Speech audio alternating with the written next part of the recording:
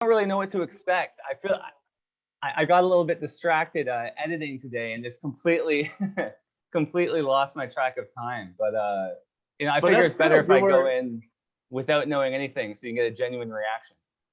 That'd be fantastic. Yeah. Well, that's good. That shows you're like in the flow, in the moment. Exactly. Yeah. So William, first off, thank you so much for helping my project, and maybe it'd be good for you to say a little bit about yourself.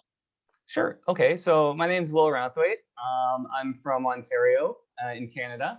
And for the last year or so, I've been preparing myself to create a YouTube channel called Mars Matters that now has a few videos out where I discuss the colonization of Mars and specifically all elements to do with humans in space. And that's awesome. What inspired you to do that? Well, I've been following SpaceX and, well, I guess if you take it all the way back, I've always been interested in rockets and space and all that, as most kids are. But I mean, I had an office job as a financial advisor for about 9 years. And whenever things would get slow, I would keep up on the news with Elon Musk and SpaceX and all of that. I ended up reading The Case for Mars by Robert Zubrin and decided eventually, when I was able to financially support myself, to take the step to try and be an educator on the topic. Do you ever watch, let's see, Everyday Astronaut? Oh yeah, absolutely.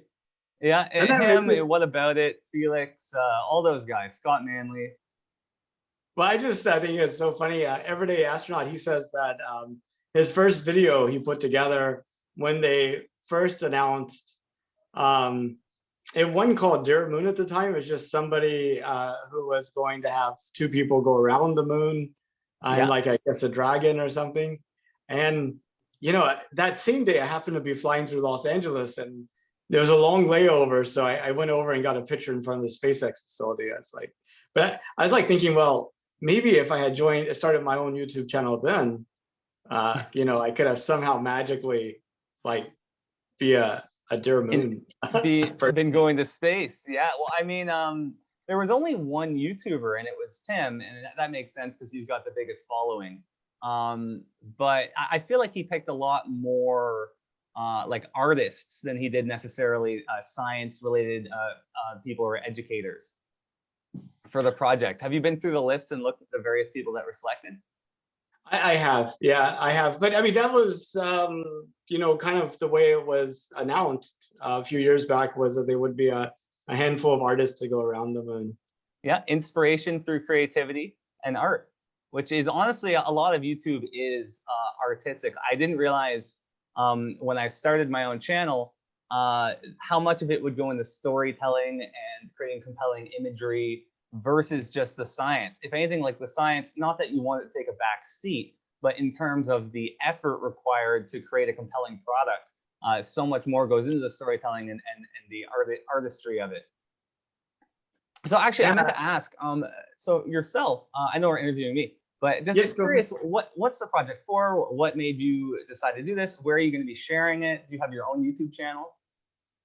Yeah, so I have a website, countdowntothemoon.org. And then, I host all the videos on YouTube. I mean, it's like free and reliable. So it's like, yeah. But yeah, so basically, if you could zoom back to like 2019, Artemis has been announced. We're going to have people walk on the moon by the end of 2024. Jim Bridenstine is the NASA administrator. He brings in Doug Laverio to head up the Human Exploration and Operations Directorate, HEO, I think is what it was. Mm-hmm. And he's like laser focused on making us get to the moon by 2024. So he has a lapel pin where he has like the number of days to the end of 2024 and he decrements it every day. And he's going around NASA highlighting a NASA person of the day that's helping to get us there. Yeah. And I'm excited. I'm working from home and I'm like, hey, maybe I should go interview everyday people. I like just float this random idea by my family. They're like, yeah, you should do that. and so you've been doing that for how long now? Since December of 2019. Oh my God. So this, you must have so many nice interactions. And what's been your favorite takeaway from it so far? people are wonderful. Yeah.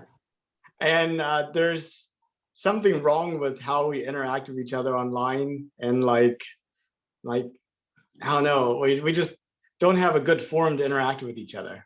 Yeah, I think that's Right. that's kind of my takeaway. But That could be your next creative endeavor, is solving that problem. I maybe, I don't know. But sorry, I can continue with your questions. I'm sure you've got it down to a fine art at this point. But I do have a list of questions, but I like the tangents the most. So, but yeah. So did you know that NASA's planning to send astronauts back to the moon? I did. When and how did you find out? So it's kind of hard to pinpoint the exact time because you know, I'm very inundated with space news all the time, right? So probably as soon as it was announced, I would have heard about it.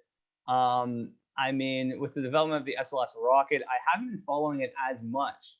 I feel like with not to poo-poo anything, I'm very excited about it, but with all the delays, it's kind of easy to put it on the back burner and think of it as something that's happening, but you don't really feel any like need to keep tabs on it daily. Where I think with the recent launch and the spectacle that it was, hopefully things will start to pick up. But you know, as things always are with typically government-run space programs, you know, you have to expect that they're going to be chugging along at a particular pace.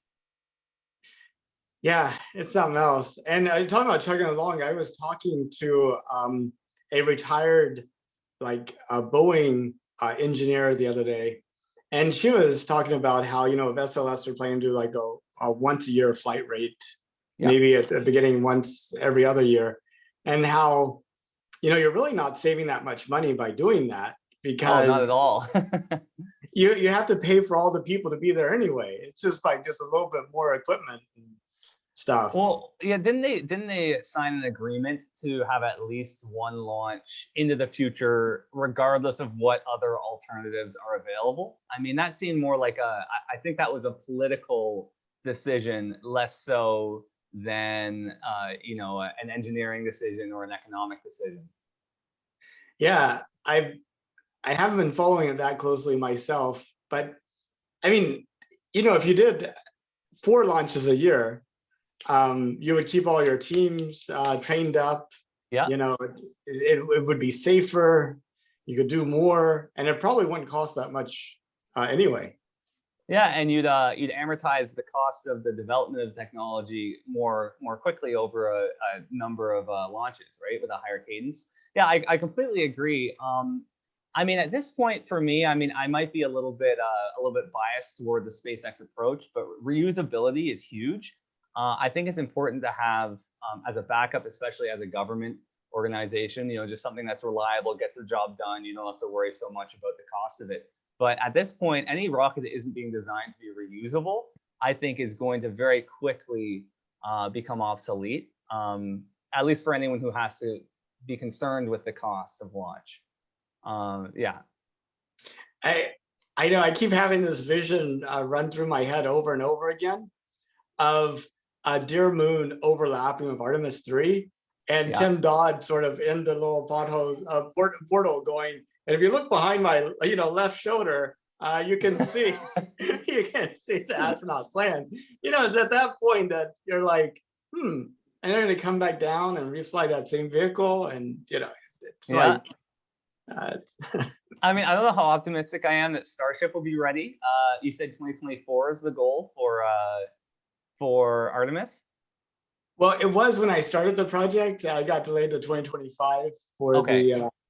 the you know, Artemis 3 got delayed to 2025, but I'm still counting down to the end of 2024. So no Right, risk. right. Yeah, I mean, I feel like I've been counting down to a Starship orbital launch for years at this point, but.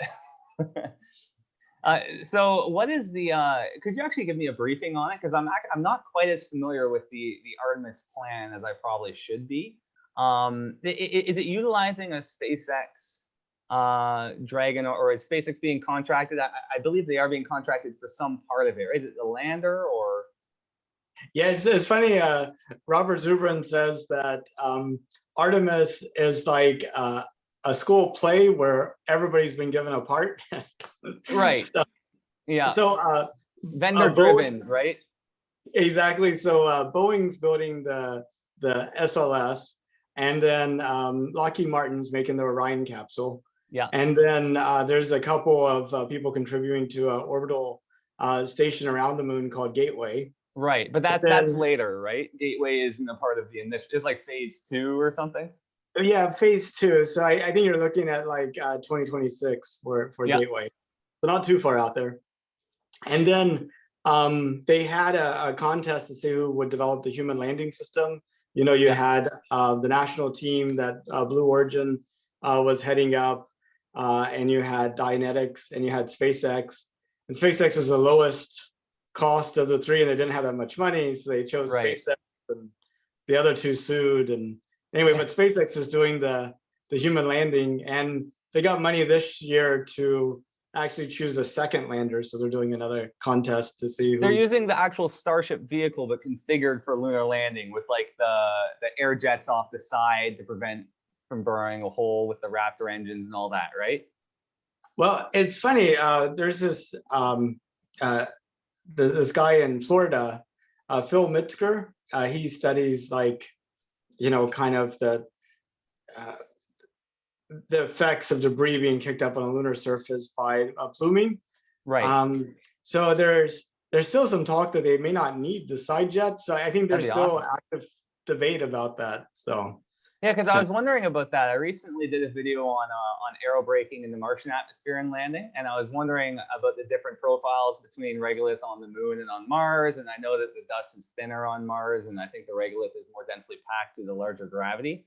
So I was thinking, on Mars it might be less necessary to do it, especially, but also because you know, with the higher gravity, it might be less viable to use gas thrusters. You might not be able to generate enough propulsion or thrust. So I'm very interested in any information that you have regarding you know, pluming and whatnot on the moon, because I'm sure it would translate. Yeah, I mean, I don't have any. I read Phil's posts on Twitter from time to Got it. time, and I mean, he's like really in depth. He even interviewed like Alan Bean to talk about like during Alan Bean's flight, which I think was what Apollo 12. Yeah, Apollo 12. Yeah. They actually took part of that lunar probe. You know, a bit of metal they cut out from it to bring back to see about the pitting caused by you know, the landing. So I thought that was kind of interesting. What did they find with that? Oh, it's just like sandblasting. Yeah. Yeah. So what are your thoughts with the I don't mean to interview you back, but I was just No, curious, go for it. because you're so inundated with all of this stuff. What are your thoughts about the need for a lunar gateway? Yeah, I mean, it seems kind of limiting. You know, Robert Zubrin calls it a toll booth, Right. which, you know, I mean, if your plan is to, if you have to dock with it, that really constrains when you can leave, where you can go, when you can Yeah. come back. But I mean, also the propulsive burden of getting there, right? Like the delta V to the moon, since you have to slow down propulsively because there's no atmosphere to aerobrake against, is basically the same as the delta V to Mars. It's about 15 kilometers per second from Earth, Earth's surface, and only 14 to Mars. So if you have the vehicle that is assuming similar mass, you can actually get to Mars with less propulsion and less propellant than you can to the moon. So if you have to go to the moon, which is, let's say, your gas station, but your gas station takes more propellant to get to than your destination, it doesn't really make sense unless you're attempting to, I guess, get to Mars a lot quicker. Because if you launch from the moon, you can have, you know, you've saved some delta V on the way to the moon. You're a little higher in the Earth's gravitational well. So you could then have a little bit extra playroom to maybe get to Mars a month sooner. But that's really the only benefit that I can see is just the speed of transit. yeah, in terms of going to the moon to get to Mars, I mean, I wonder how the orbital planes line up, in terms of Yeah. the moon's plane and the Martian plane, and it's just like it seems like you're adding a lot of risk and challenges. Well, yeah, the complexity of the orbital maneuvers, you'd have to probably draw it out. I haven't looked at it myself. I figure once the math is done, it either works out or it doesn't. I don't complexity. I guess docking and refueling in orbit or in space is something we haven't looked at.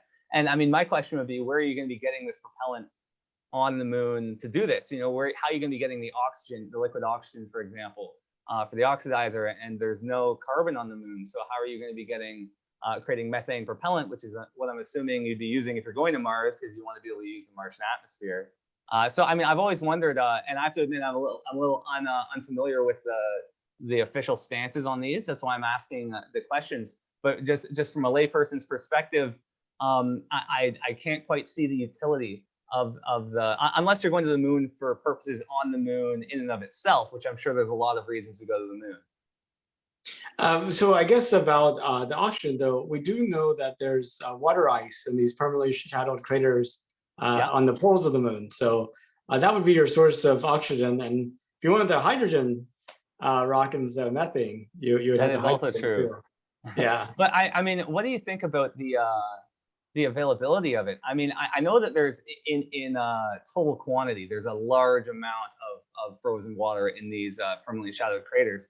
But I'm just wondering how dispersed it would be, or how, and with any, like how deep you're gonna have to dig to get all of it, because they're going by like I guess hydrogen content in a location that has sufficient temperature ranges, and I think the third filter was how shiny the surface is. So if it's shiny like water ice, if it's in the right temperature for water ice, and it has hydrogen like water ice, it's probably water ice. But I mean, I don't know how specific those instruments are at determining where, like how deep that water ice would be. And considering it's like it's almost near zero in those craters, how would you be mining it?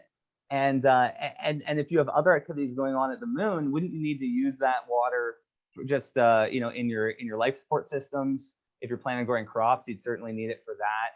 I mean, I'm just wondering if they would have the ability to get enough of it to do all the things they need water for on the moon. Yeah, I think that's one of the first things they want to prove out. There is a satellite that's on the way to the moon right now called the Lunar Flashlight, which is meant to actually, shine various wavelengths into those dark craters and see what's there. I know that the next Chinese lunar lander has like a little hopper that apparently can hop into these permanently shadow areas and hop out. So that's kind of sounds I can't exciting. wait for that. Yeah. So what do you think the first humans on the moon are going to be doing? Are they going to be answering these questions? Do you think the first step is deciding how to create bases? Like what's the plan? I know they're planning on going there, but like once they get there, do they have like here's our agenda, or? So Artemis 1, just to test out the SLS and the Orion. Artemis 2 tested out with people around the moon, currently planned for 2024. Artemis 3, meet up with the lunar lander, go to the surface. There's a document about the science objectives about what they want to do on the moon. Right. And I even heard there's like this Lunar and Planetary Institute here in Texas, where they actually study the moon rocks, but they're talking about, they have like images that are so detailed that they're actually kind of choosing individual rocks that they want to collect based on. Oh, really? Yeah. Go pick up that rock. Go pick up that. That's awesome. But I personally think the main purpose of that Artemis 3 is probably keep it short and keep it safe. It's like get there and get back, show that everything works and you know how to do it, and then kind of become more of interest with future missions. I don't know how you feel about this, but the more and more I think about sending humans in space, every thing that you would want the human to do, I think robots would make more sense. Hmm. And the only reason I could think of to send humans into space is to send humans into space, which I'm Right. completely fine with because I see a solar system filled with space colonies and, you know, things like that. So, you know, that, and you must feel the same way considering your YouTube Of channel. course. Yeah. Well, you can't replace, I mean, if you ask me why, other than it being exciting, I think it's important. If there's one thing humans can do well, is it's change our environments. And on Earth, it's not been so great that we've been changing our environment because there's an existing ecosystem here, and so there's a lot of environmentalists that don't like humans, to be changing environments. But in space, we can use our unique skill set to change environments to be suitable to life where there wasn't life before.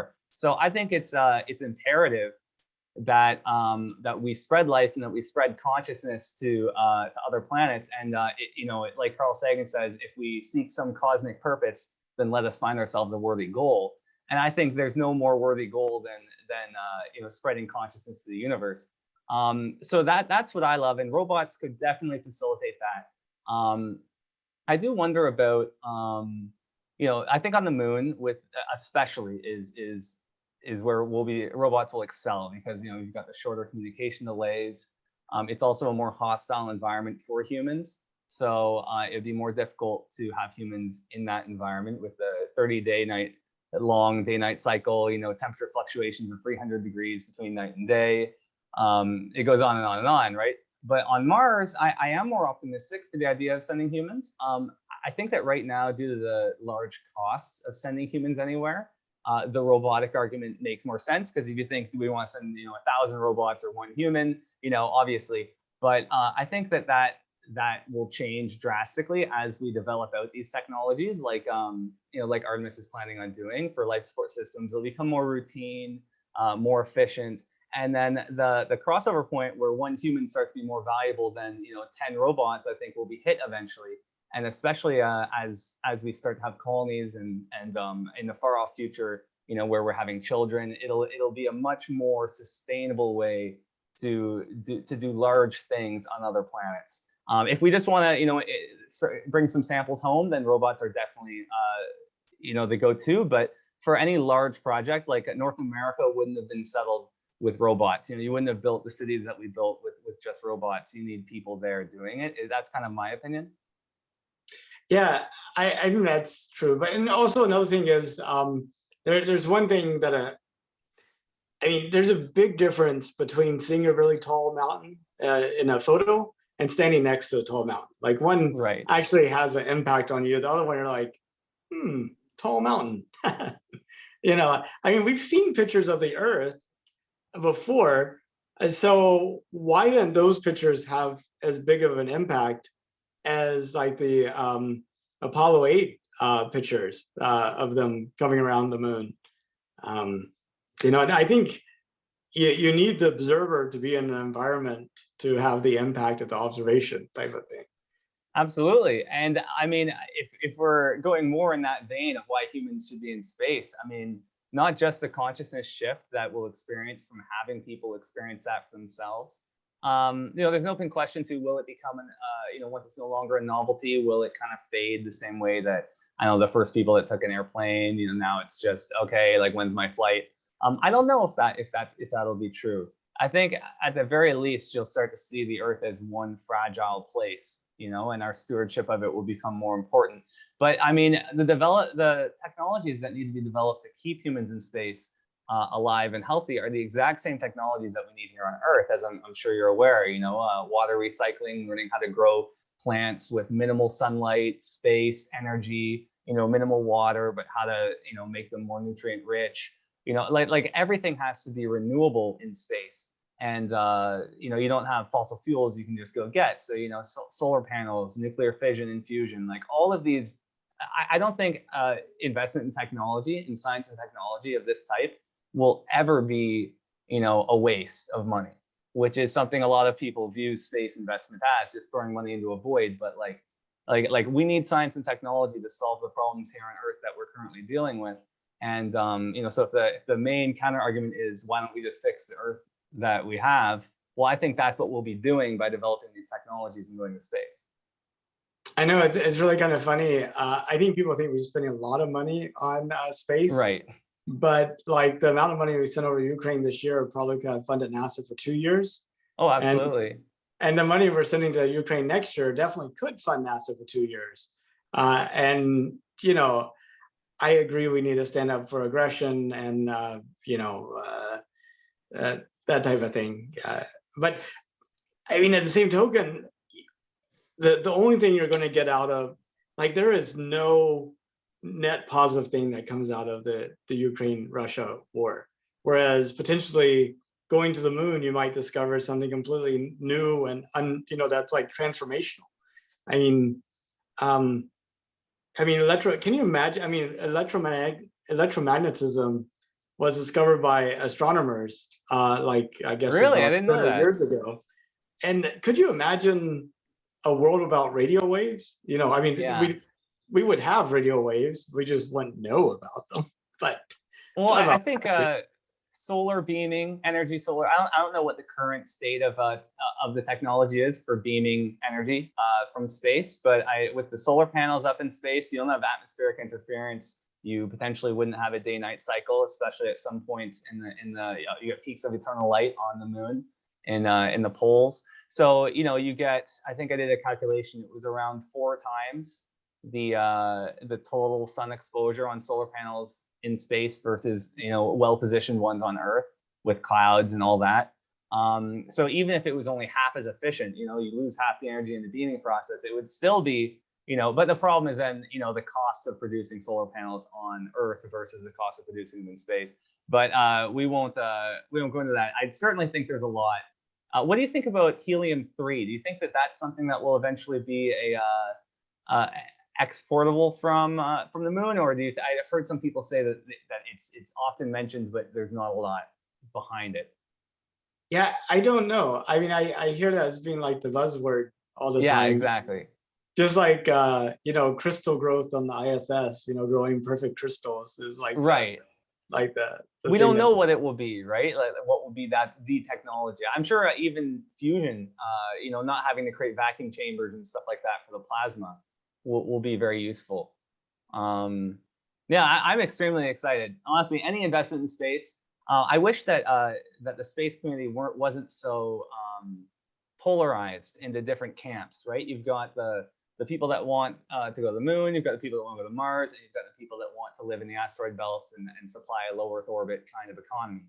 And there's so much infighting, it seems, between these groups, yet we all have such similar objectives, right? I think investment in any portion, in any one of those 3 camps is going to benefit the other 3's objectives. Yeah, it is kind of interesting. I think we as humans run into this trap that we feel like we need to get everybody to agree with us. Right. When in fact, you only need to get enough people to agree with you to make it happen. That's true.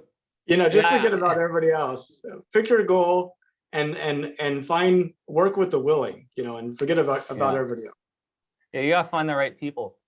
Speaking of which, I have someone that I can recommend to you after the chat who you might be interested in interviewing. He works for NASA on the Artemis program, and I mean, he told me his official role was working with the astronauts in the International Space Station and like planning out their days. But he recently submitted to his Facebook a video that he was in for 3 seconds. It was like the Artemis like promo video, and so I don't know if you've already spoken with him. I'll give you his contact information after our conversation, and you can reach out. That would be fantastic. Well, okay, so you knew that we're going back to the moon. You have a channel about space, so that's not surprising. But I've been going up to people at like coffee shops, at the mall, people who happen to sit next to me in a lucky seat on the airplane, and asking them if they knew that we were going back to the moon. And what the approximate percentage of people that know we're going back to the moon is of this random sample? I hope it's not less than 10%.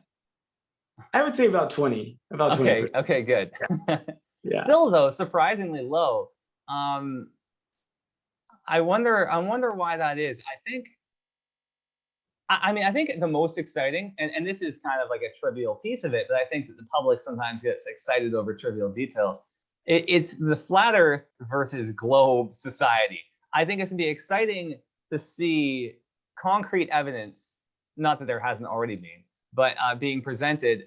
And like, I'm really excited to see how the flat Earth society, you know, comes to terms with the new evidence and new information, and that comes out of these launches.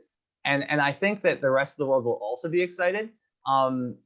Maybe not just for that, but I know there's a lot of people that are only superficially excited about space, but who will be like, yeah, we can finally prove, like, you know, like without a shadow of a doubt, you know, we're gonna have 4K the entire way, you know, I mean, not to take it in the direction of the flat Earth discussion, but I mean, that's something I'm personally excited for. I just can't wait to see how the general public is going to react to such concrete proof. Whether or not they'll think we went back in, you know, in 1969, it doesn't matter. But I'm just wondering how looking at a ship sailing away from you and seeing the top disappear after the bottom has Oh, I isn't know. proof enough. You know, it's just like, I know. I don't. I'm sure they'd have some sort of an answer for you, but so I mean, I guess that raises the question: will any level of proof be sufficient? And so even if some select portion of the population decides that no matter what evidence comes their way, you know, they're not holding their position based on evidence for personal reasons, they're going to continue to think it's fake.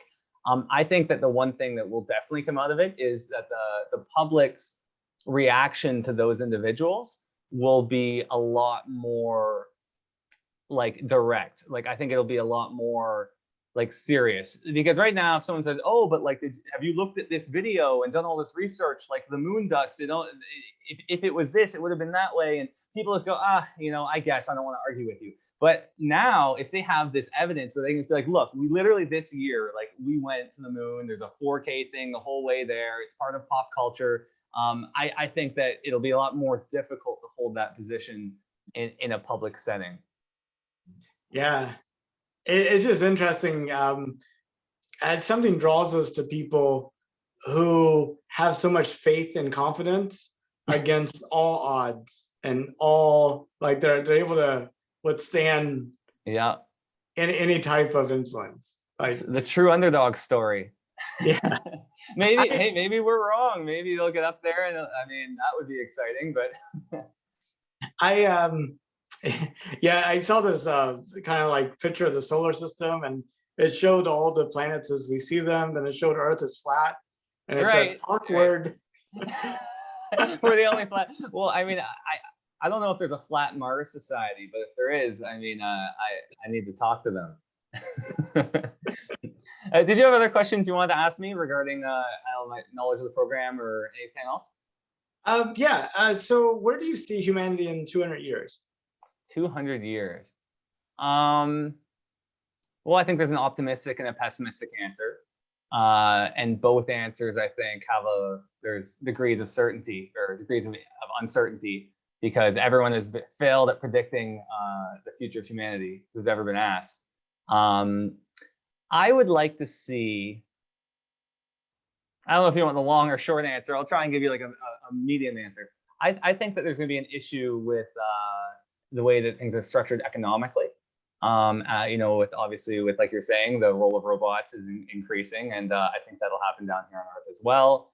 Displaced workers. So I think you'll see some sort of a shift from capitalism to socialism, and I'm hoping that with like a universal basic income of some sort, it'll open up people's schedules and time and mental energy to be able to think about these deeper concepts that unfortunately only, you know, the very fortunate ones of us are able to consider right now. I mean, so many people who are struggling to put food on the table for their kids, or it's so difficult for them to take seriously or take a serious interest in space and in these larger projects. I hope that as more people are taken out of the meat grinder of, like, you know, the capitalist, you know, workforce, that more people will be excited about space. And so in answer to your question, I mean, I imagine that we'll have research stations on the moon, hopefully some form of permanent settlement on Mars with actual colonists.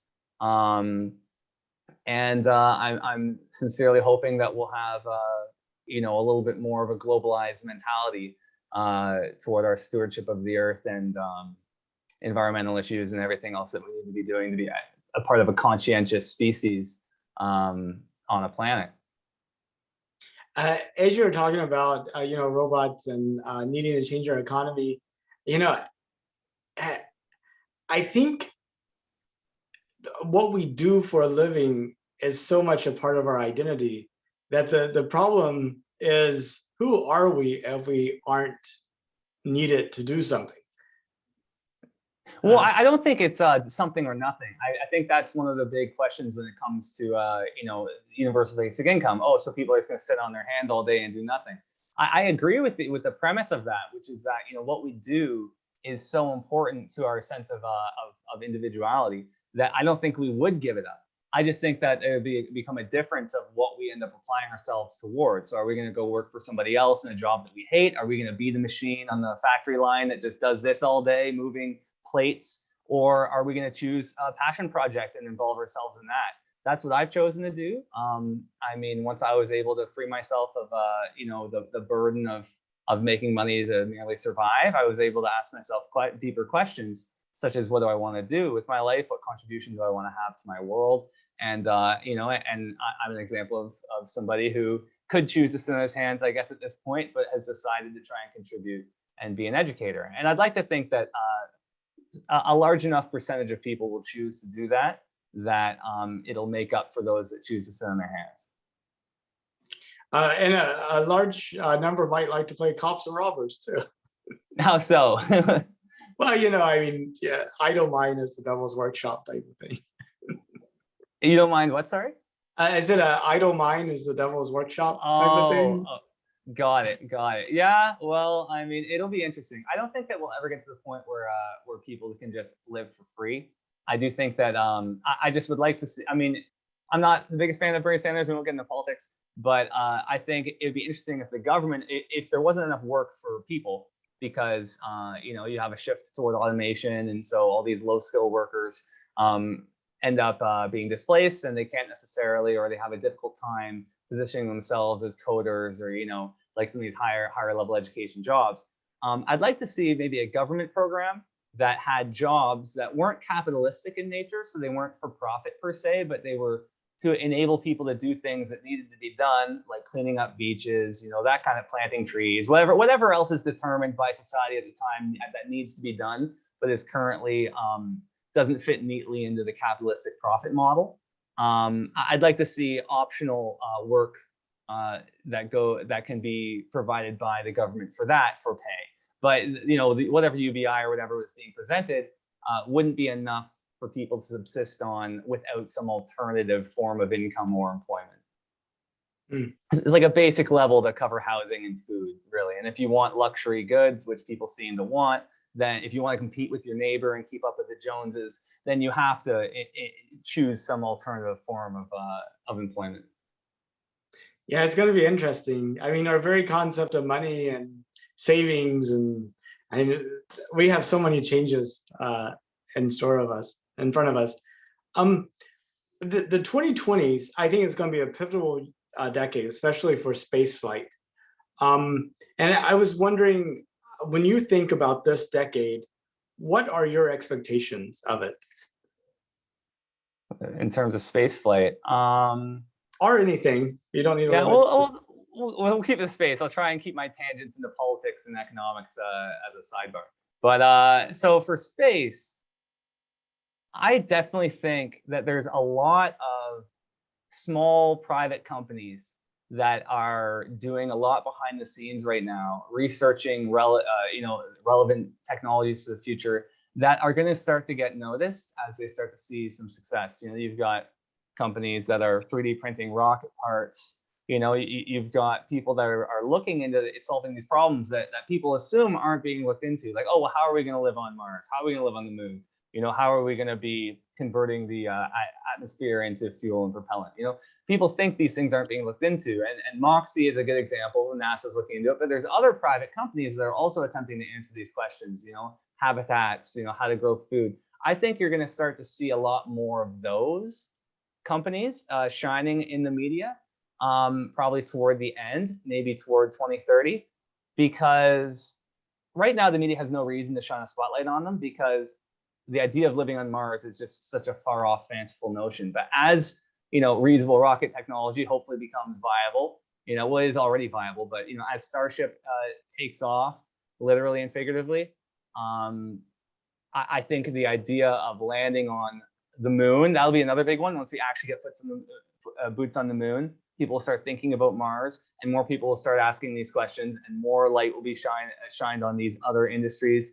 And I think more funding will also be secured by these smaller companies. So that's something I'm going to try and cover a little bit more, is what's going on behind the scenes, behind the news cycle, with all the like what's really going on with the roots of the space industry. And I think it's really all going to start to blossom. I can't wait. I know. I feel like this decade is to space what the 1990s were to the internet. Absolutely. Yeah. Well, this is they're saying that the kids being born these days, or kids who are already in public school, are the Mars generation. I think so. Yeah, no, I think so too. I wanted to take that 200-year question and turn it around on you. But before doing that, I just wanted to ask you a related question. So whenever you think back to the 1820s, what comes to mind? See, so I'm not as educated in history as I probably should be. So this is definitely an uneducated answer on the subject. It just amazes me the realization that we only developed, television and I guess radio and all these other things. I guess I might be completely off here, but I'm assuming that there wasn't. No, I'm pretty confident that there wasn't. The Wright brothers were after the early 1800s. It's just amazing. 1903, if you wanted to know. Okay, good. So I'm kind of on par there. But yeah, it amazes me how much has happened in such a short period of time, and we are on an exponential scale.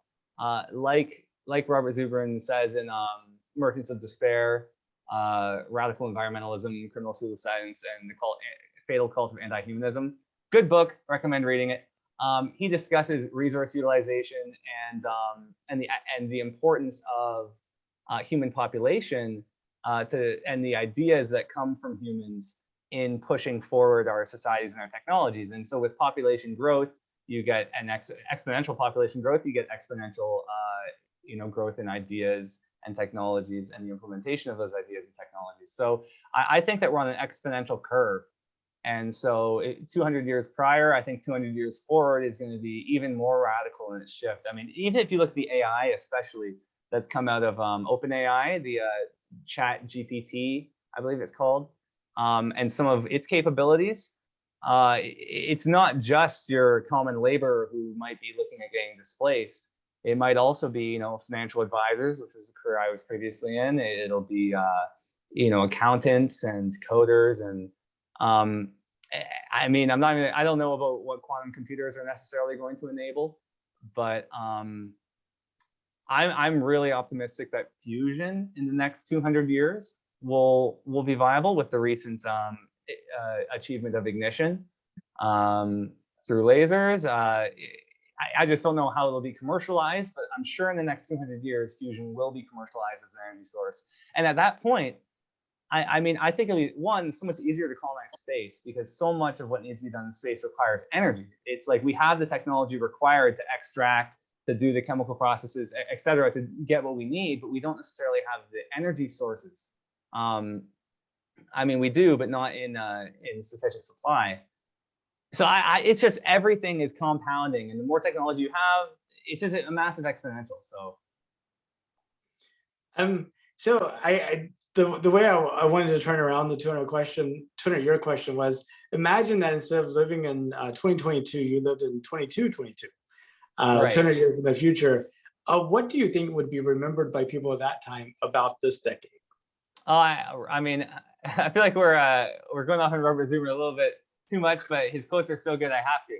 I love what Robert Zubrin says, is that people remember, they don't remember, what's in the news cycle or this or that, or they remember what we did in our time to make their civilization possible. And so I think that the colonization of North America, or of America, was what was done at that time to make our lives possible now. So I think it'll probably be space related advances, because if you look at the whole network of trade, and I'm optimistic at some point we'll be able to move harmful industries off of Earth and have them in space. If we do most of our manufacturing in Earth, I don't think that'll happen in 200 years, but certainly in maybe 500 it would be possible. It might be selling us short, but I think that there'll be so much dependent on a space-based economy that it'll be the colonization of space. It'll be reusable rocketry that made so much of the future possible, I think. I think so too. Would you take a trip to space if you could? I would, absolutely. Um, I, I think I take kind of Tim Dodd's approach to this. Is it'd be a calculus of the likelihood of me dying, and because there's so much I want to try and do before I die. I'd hate to see Elon get on. He's becoming a little bit more controversial now, so hopefully SpaceX would continue without him. But either way, back in the day when SpaceX relied on Elon, I wouldn't want to see him get on a rocket that had a 50% chance of making it or not making it. I would love the opportunity. I just wouldn't want to take any risks. And at the same time, I wouldn't want to go to Mars unless I felt like I wouldn't want to take a seat that I didn't feel like I deserved to have. If there's someone more capable or qualified than me to be going on the journey, I'd rather see them do it so the mission can succeed. But of my own personal interest, I would love to go to space. So if my YouTube channel kicks off, dear Moon of the future, I'll be sending you a message. How far would you consider going if they start put out the call for Martian colonists? Do you sign up, and if so, when? So it depends on what they need. I would love to document the Martian colony and try and keep what I'm currently doing with education and outreach. And I'd love to have a role in the colony for doing that. I don't think I have there's just definitely more qualified people than me. But if they needed like a laborer, I'd happily go and labor in Mars. Mars is going to have a labor shortage for a long time. So it would really just depend on what niche could I fill.